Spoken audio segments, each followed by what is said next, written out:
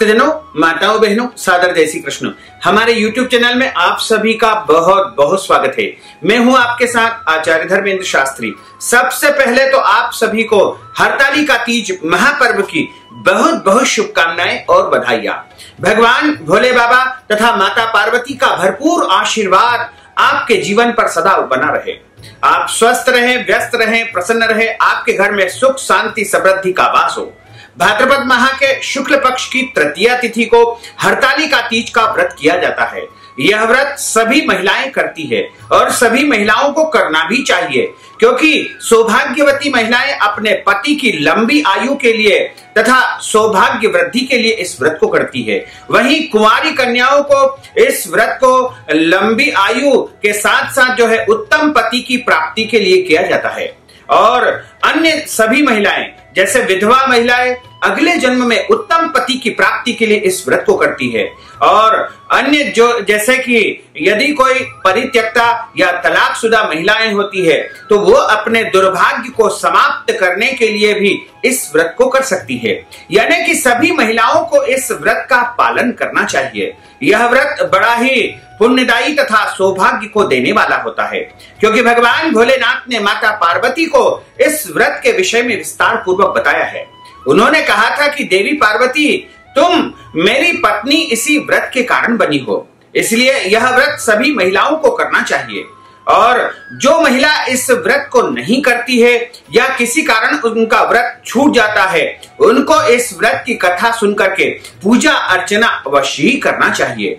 वैसे तो सभी महिलाओं को करना चाहिए, लेकिन गर्भवती माताएं चूंकि उनके पेट में बच्चा पल रहा होता है, इसलिए अपने बच्चों की सुरक्षा के लिए इस व्रत को फलाहार करके कर सकती है। और अन्य महिलाएं यदि भूखी नहीं रह सकती है, व्रत नहीं कर सकती है और उनके लिए इस व्रत को करना कठिन होता है, और यदि वो बीमार है या कोई अन्य शारीरिक कष्ट उनको है, तो इस व्रत को फलाहार करके भी वो कर सकती है। लेकिन कथा का श्रवण अनिवार्य रूप से करना चाहिए। साथ ही जो महिलाएं इस व्रत को करती है उनको पूरे नियम पूर्वक विधि विधान से सूर्योदय से लेकर के अगले दिन सूर्योदय तक इसका पालन करना चाहिए। वैसे तो इस व्रत में पानी भी नहीं पिया जाता है, फल नहीं खाया जाता है, फलाहार भी नहीं लिया जाता है, मिठाई नहीं खाई जाती है या अन्य किसी भी वस्तु का सेवन इसमें वर्जित माना जाता है। लेकिन कोई महिलाएं ऐसी भी होती है जो पूरा जो है कठोर व्रत नहीं कर पाती है। उनके लिए जो है उनका शरीर जिस प्रकार साथ दे उसी प्रकार व्रत करना चाहिए, क्योंकि मनुष्य का सबसे पहला कर्तव्य होता है अपने शरीर की रक्षा करना। और ईश्वर अंश जीव अविनाशी, प्रत्येक प्राणी के हृदय में उनके शरीर के अंदर ईश्वर का निवास होता है, इसलिए हमें अपने अंदर बैठे हुए ईश्वर की रक्षा करते हुए और उनके निमित्त इस व्रत को करना चाहिए। यदि आपके लिए इस व्रत को कठोर साधना के रूप में करना संभव न हो तो आप पूजन पाठ तथा कथा श्रवण करने के बाद कुछ जल या फलाहार ले सकते हैं। इसमें कोई दोष नहीं है, क्योंकि भगवान भोले बाबा दयालु है, कृपालु है और वो जो है भक्तों की प्रत्येक इच्छाओं को अवश्य ही पूर्ण करते हैं। इसके साथ ही रात्रि में जागरण किया जाता है। 4 प्रहर की पूजा का विशेष विधान इस व्रत में माना गया है। प्रदोष काल का जो उत्तम समय माना जाता है वो शाम को माना जाएगा, यानी शाम को लगभग 5:30 बजे से शुभ मुहूर्त प्रारंभ हो जाएगा। तो सबसे पहला प्रहर का जो पूजन प्रारंभ होगा वो 5:30 बजे के बाद से ही प्रारंभ हो जाएगा, जो कि रात्रि 9 बजे तक चलेगा। उसके बाद दूसरे प्रहर का जो पूजन होगा रात्रि 9 बजे से लेकर के 12 बजे के बीच में रहेगा। और उसके बाद तीसरे प्रहर का पूजन होगा रात्रि 12 से लेकर के 3 बजे तक का समय रहेगा। उसके बाद चौथे प्रहर का जो पूजन होगा वो सुबह यानी अगले दिन 3 बजे से लेकर के 6 बजे के मध्य रहेगा। और इस दौरान विसर्जन करके आप सूर्योदय होने के बाद ही व्रत का पारणा करें। जैसे कि आपने शाम को यानी 21 तारीख को पूजन प्रारंभ किया था और 4 प्रहर का लगातार आपने पूजन संपन्न कर लिया। ये 4 प्रहर का जो समय हमने आपको बताया है, इस दौरान आपको पूजन अर्चन करना चाहिए। और चौथे प्रहर का पूजन करने के बाद यानी सुबह 3 बजे से लेकर के 6 बजे के मध्य पूजन करने के पश्चात आपको सूर्योदय होने के बाद ही व्रत का पारणा करना चाहिए। व्रत का पारणा करने के लिए स्नान करना है तथा अपने नित्य देवी देवताओं का पूजन करना है और उसके बाद सूर्य भगवान को जल चढ़ाना चाहिए तथा भगवान के सामने बैठ करके हाथ में जल लेकर के बिल्व पत्र रख करके चावल या पुष्प सुपारी रख करके संकल्प करे। 3 बार विष्णु विष्णु का उच्चारण करे और कहे कि हे भोले बाबा, भाद्रपद माह के शुक्ल पक्ष की तृतीया यानी हरतालिका तीज का मैंने व्रत किया है।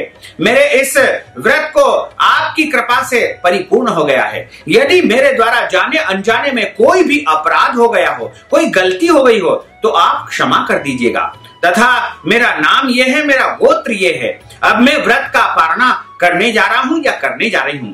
इस प्रकार आप भगवान से अपने मन की प्रार्थना करें तथा संकल्प को भगवान के सामने अर्पण कर दे। उसके बाद ब्राह्मण के लिए आटा, दाल, चावल, सीधा सामग्री, वस्त्र, कलश इत्यादि जो भी आप दान पुण्य करना चाहे वो दान पुण्य करे या फिर निकाल करके रख दे। यदि वस्तु दान नहीं कर सकते हैं तो आप ब्राह्मण को नगद राशि के रूप में भी दान कर सकते हैं। यदि आप चाहें तो हमें भी नगद राशि अपनी स्वेच्छा के अनुसार आप पेटीएम के माध्यम से या यूपीआई भीम के माध्यम से हमें प्रदान कर सकते हैं। आपके द्वारा दिया गया दान हम अवश्य ही स्वीकार कर लेंगे। और इस प्रकार आपको दान पुण्य करने के बाद व्रत का पारणा करना चाहिए। व्रत का पारणा करने के लिए सबसे सर्वोत्तम यदि कोई वस्तु है तो वो जल होता है। जल और बिल्व पत्र से आप व्रत का पारणा कर सकते हैं। फल से भी आप व्रत का पारणा कर सकते हैं। अन्न से भी आप व्रत का पारणा कर सकते हैं। चावल से आप व्रत का पारणा कर सकते हैं।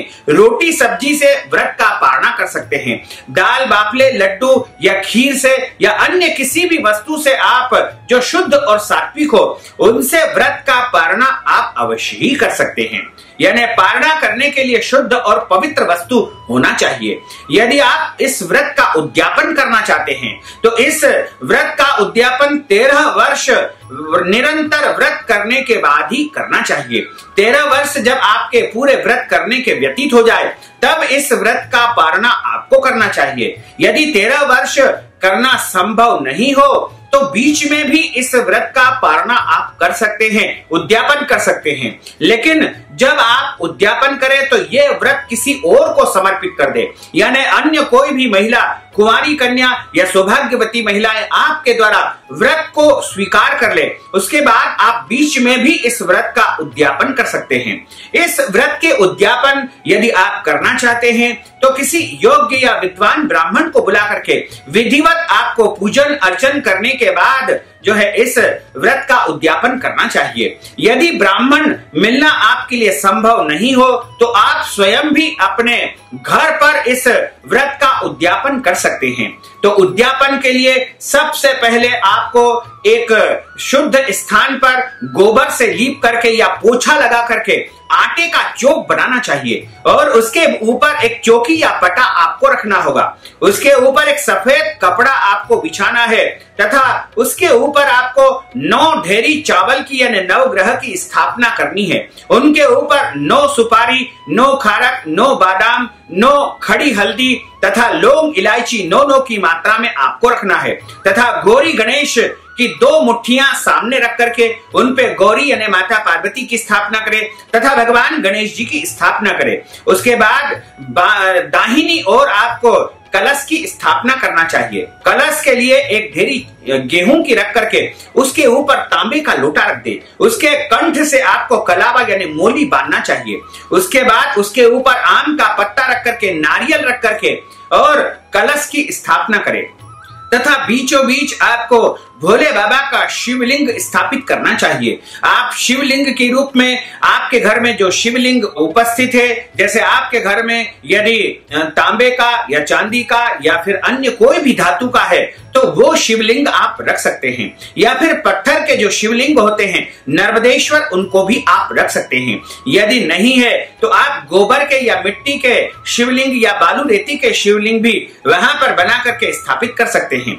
तो सबसे पहले आपको गौरी गणेश का पूजन करना होगा, और पूजन सभी देवताओं का एक समान रूप से ही किया जाता है। यानी सबसे पहले उनको 4 बार जल चढ़ाया जाता है, उसके बाद उनको शुद्ध जल से स्नान करवाने के बाद गंगा जल चढ़ाया जाता है। इसके बाद आप उनको पंचामृत यानी दूध, दही, शहद, शक्कर, घी इससे स्नान करवावे, तथा उसके बाद उनको शुद्ध जल से स्नान करवाने के बाद चंदन से स्नान करवाए। उसके बाद उनको रक्षा सूत्र यानी मोली चढ़ाए, उसके बाद यज्ञोपवीत चढ़ाए। ये सभी वस्तुएं जब आप चढ़ाते हैं तो महामंत्र ओम नमः शिवाय इस मंत्र का उच्चारण आपको करना चाहिए, या उमापतये नमः इस महामंत्र को भी आप बोल सकते हैं। इसके बाद आप भगवान को जो है जनेऊ जोड़ा चढ़ाएं तथा उनको चंदन का तिलक लगाएं। कंकु गणेश जी को और गौरी जी को चढ़ाया जाता है, और उसके बाद उनको अक्षत यानी चावल चढ़ाएं, और उसके बाद पुष्प, बिलपत्र और गणेश जी को दूर्वा चढ़ाएं। माँ गौरी यानी पार्वती जी को बिल्व पत्र चढ़ाएं। उसके बाद उनको पुष्प आदि चढ़ा करके धूप दीप दिखाएं, और उसके पश्चात हाथ धो करके नैवेद्य उनके सामने अर्पण करें। मिठाई और फल का नैवेद्य उनके सामने आप रख सकते हैं।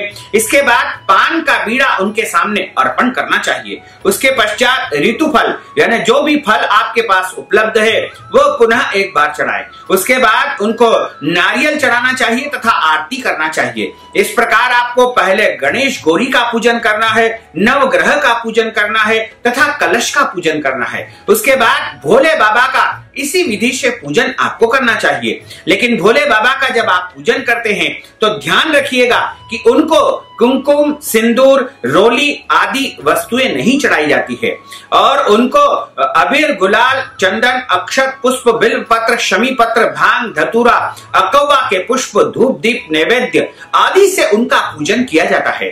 और समस्त पूजन कार्य संपन्न करने के बाद आपको कथा का श्रवण करना चाहिए। हमने आपके लिए कथा का अलग से वीडियो प्रस्तुत किया है, उसको आप जरूर सुनिएगा और अधिक से अधिक लोगों को शेयर करिएगा। उसके बाद आपको कथा श्रवण करने के बाद जो है हवन करना चाहिए। हवन के रूप में 5 आहुति या फिर 11 आहुति या फिर 21 आहुति हवन सामग्री से आम की या फिर पलाश की लकड़ी हवन के रूप में उपयोग करके या गोबर के गाय के कंडे का उपयोग करके आप हवन कर सकते हैं। तो आप यदि चाहें तो घी और शक्कर को मिला करके भी आहुति दे सकते हैं। ओम नमः शिवाय इस महामंत्र को बोलते हुए आपको 11 या 21 आहुति देना चाहिए। उसके बाद आरती करना चाहिए और उसके पश्चात क्षमा प्रार्थना कर लेनी चाहिए।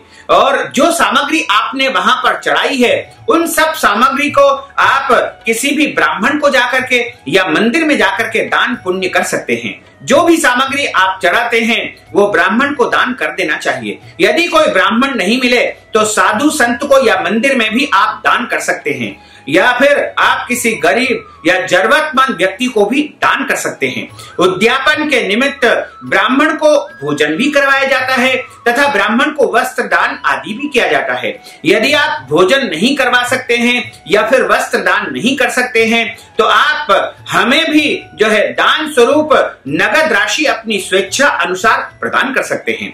इस प्रकार उद्यापन का संपूर्ण फल आपको प्राप्त हो सकेगा।